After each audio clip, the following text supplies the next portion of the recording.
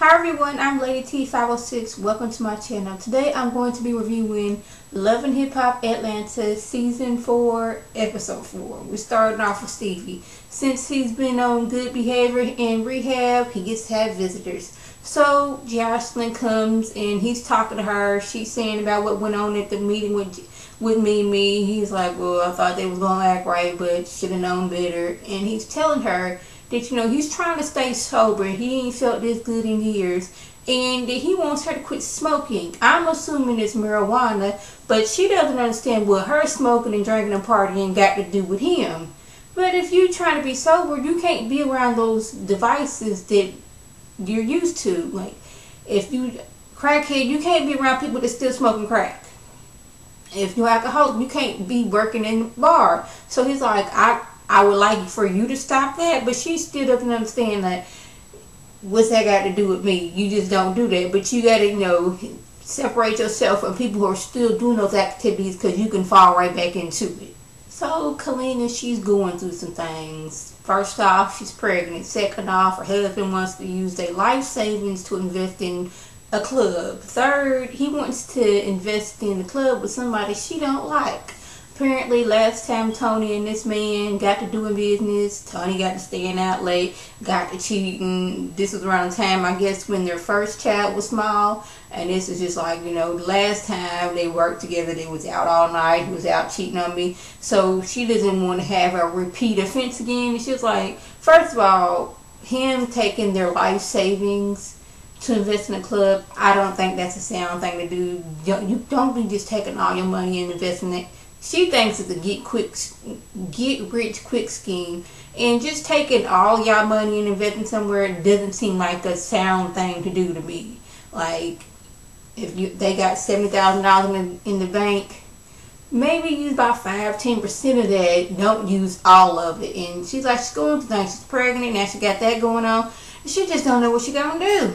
So Rashida and Carly meet up, and they end up arguing about the way Rashida and Erica acted at Carly's opening. And like 1 minute they're sitting there talking, next they're arguing, and Rashida's like, well, I have $1 million business in my house, and Carly's like, well, I have $1 billion business. And I cracked up when Rashida was like, where? Like, I was like that. She was like, what $1 billion business you got? She's like, well, apparently she has another store that's going to be opening in Vegas. Now, this new store has been open maybe a week. If we're saying they didn't have time to cool off and all that stuff, it's been open a week. And this new store in Vegas, I'm guessing it's not open yet. So where it is $1 billion business at, I don't know if that's in her mind, thinking that this club is gonna be it. Not club, but this store is gonna be it. People are gonna be selling it, but saying it's $1 billion business, I'm not seeing it. But I guess she wanted to one up Rashida, like, well, you got $1 million business, I got $1 billion business. I'm like, really, Cardi? Yeah, I like to feel out when she said that. I almost feel like when Rashida said she had $1 million business. But I'm thinking, you got this $1 million business, but you still working out in the spare bedroom in your house? Math ain't adding up, yo. So I'm guessing since Nico was no longer with Mimi, this is his time to try to win his wife back. He done convinced her that, hey, why don't you go ahead and move to Atlanta? And he didn't set her up in his building like 2 floors down from him so he can keep an eye on her. And I was like, that's very creepy, but this is Nico we're talking about. So she was like, okay, are you done with Mimi? That's, we telling the truth now? He's like, yeah, but there's one more thing. She's writing a book, and I get 25% of that book, and the sex tape was playing. I took the rap because she has a daughter, and I didn't want people to look at her like that. And why, if she's going through some things, she got this like reddish carrot hair. I'm like, what are you doing with that, girl? But okay, that's not really none of my business. That's your style. Go ahead and do that. But it's like, I don't know if Nico was telling the truth. It's like, I'm not all the way on the fence with, like, yeah, he could be lying to Margot so that he can get her back. That's one thing. Or him and Mimi could have done this. And I'm still thinking that, like, he saw Mimi coming a mile away and was thinking, I can make some money off of her, and I can make a name for myself. It may not be a good name for myself, but people would be talking about me. So they lost the sex tape, convinced her that, hey, if they already gonna be putting it out, we might as well make some money. You know, you gotta think about Ava. And the man was like, yes, I do need to think about my daughter. Because, you know, she get mad but get quiet at the same time. Really, really weird. Then he convinces her, hey, you need to do your life story. And, you know, since we in love and all that stuff, and I done gave you the idea, you know, just sign right here on this piece of paper, give me 25%. She's like, you know, Nico, you've been very good to me. Stevie would have never been that way to me. This is the way I'm thinking things went on between them. Cindy decides, hey, Kadia showed up at my house and acted food, so that gives me a right to show up at her job. So Kadia, she in there with a client, and Cindy's like, hello, I'm here. She's like, well, I'm busy with a client right now, and you can see that, but you being messy, but I'm going to be professional. She's like, oh, I can wait outside. She was like, okay, what do you want? Well, you wanted proof that me and Jock were still sleeping together, so here it is. You see that? That's at my house. That was last night. Where did he say he was going? Well, she didn't say that, but, you know, for emphasis there. See, that's him sucking chocolate off of my big toe. Right there. Does he ever suck chocolate off of your toe? No, didn't think so. So I'm going to need you to just leave him alone so he can come back to me and my twins before I have to do something crazy like tie you up and put you in the storage facility, because I need to be back with y'all. See, this is what Cindy's giving me. She's giving me, I'm going to go all the way crazy, because she's already doing stuff, and she says she's willing to do anything to get back with Jock. And to me, this is only going to make Jock mad, because at this point, he may care for Kadia, but Kadia is his money train right now. Since she ain't got that money like that, maybe she's good for having sex with, she's good enough to their kids, but he's looking to get that money, and Kadia's on that money train, and he can't be having her mess that up. So that's going to make him mad and not want to be with her.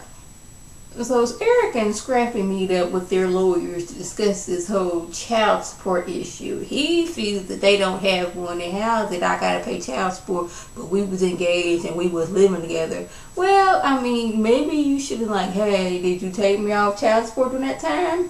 Maybe that's a question. Maybe you just didn't want to ask that. But Scrappy, he want to keep it between him and Eric and possibly the lawyers, because he ain't trying to get the courts involved, because he ain't trying to have the courts all up in his business like that, which I thought was odd, because you were on a reality show which shows your business. Yeah, so nothing got accomplished. Eric and Scrappy was going back and forth. The lawyers were going back and forth. And Eric decides, you know what, ain't nothing getting solved, so I'm going to exit the stage left. So your boy Jock thinks he's about to have the time of his life. Kadia comes home like, babe, I want to try something different. She's like, I want to tie you up. He thinking, yeah, I just got done sucking on the Cena's toes the other night. Now I'm getting tied up. I ain't never thought I was going to like that, but this is kind of hot right here. So she goes in the other room, slips on some night, a little, I'm about to say nightgown, some lingerie, got the chocolates and the strawberries. And then she was like, see, I want to show you something. Don't this look familiar? Ain't that you? Ain't that Cindy? Ain't that you licking chocolate off of Cindy? And he was like, what had happened was, I got drugged. I went over there to see my kids. I got some Kool-Aid and I got drugged. Nothing happened. She was like, you want me to believe that you was drugged? Most people, when they get drugged, roofie, they passed out. They don't know what's going on. You was up wide awake, sucking chocolate off her toes. When the last time me and you had chocolate and strawberries? It's like, I don't know. She's like, exactly. I ain't never gonna kiss you again. Next thing you know, she got the whipping on him. I don't know if it was a belt or a whip, but she got the whipping on him. And poor Jock, he can't go nowhere because he's tied hand and feet to the bed. And she decides, you know what? She's like, I done been good to you. Nothing but good to you. You done treated me like this. You know, I'm gonna have you sit here and listen, sit here and think about this. It kind of reminded me of Diary of a Mad Black Woman after, you know, homegirl's husband left her for his mistress and their kids, And then once he got in an accident, Mitch was like, deuces, I'm gone, taking all your money and leaving you high and dry. After she didn't, popped him with a little child's toy and just left him there for days. That's exactly what not Cindy, but Kadia did to Jack. And Jack is like embarrassed, mad that this happened, mad that he got caught, but then at the same time, it's like, this is very hot. And he's thinking that I need to talk to Cindy, because if Cindy had told me she was going to do that, I could have possibly maybe kind of, wiggle my way out of this with Kadia. But now I'm sitting here tied to the bed with doggone wine and chocolate all over my face. What if the ants get me? So while Stevie is 3 weeks sober, he's in there talking to his, I guess, rehab friends. Maybe I shouldn't call him. He's talking to the people that's in rehab with him. He gets a call from his lawyer. He thinking everything all copacetic. But no.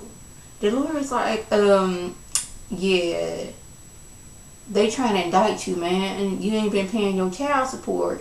And you looking at 2 years in jail. And he's like, oh, snap. I take care of my kids. And I keep on saying, just because you take care of him and child support are two different things. You have to actually go to the child support office and pay that money. Whatever money that you give on the side does not count towards child support. Yes, it is supporting the child, but it's not child support. It's not through the court. So I'm going to need y'all men to listen up, and y'all women too. If you supposed to pay X amount of money, and then this week you was like, okay, I done went and got, they got them some new shoes, a new outfit. That's just extra. That does not count against child support. So he's like, man, what I'm going to do? So then him and Jocelyn, they sit down with the therapist. And the therapist basically like, look here, Jocelyn. If you want your man to stay sober, you are going to have to get sober. I mean, no more drinking, no more smoking, no more partying. And she's like, she young. She like to go out and party and do all that stuff. So she don't see why that she got to stop and do all that stuff. Because Stevie been falling off the wagon and having, failing drug tests. But, it's the people you're around. Maybe it's time that you stop doing all that too. Maybe you'll be calmer and won't be so mad all the time. And then he lets her know, but, babe, I could be getting indicted. I could be going to jail. So I don't know what I'm going to do without you. I mean, I'm going through right now. This would be the right time for me to do drugs and drink. So I could be going to jail, but he's trying to stay sober. And hopefully he does, and hopefully Jocelyn gets the help she needs as well. So that's basically what happened. If I left anything out about means, leave a link to your videos that you do. And like always, I thank my subscribers and the people watching my videos. I want you to like this video, comment, and subscribe.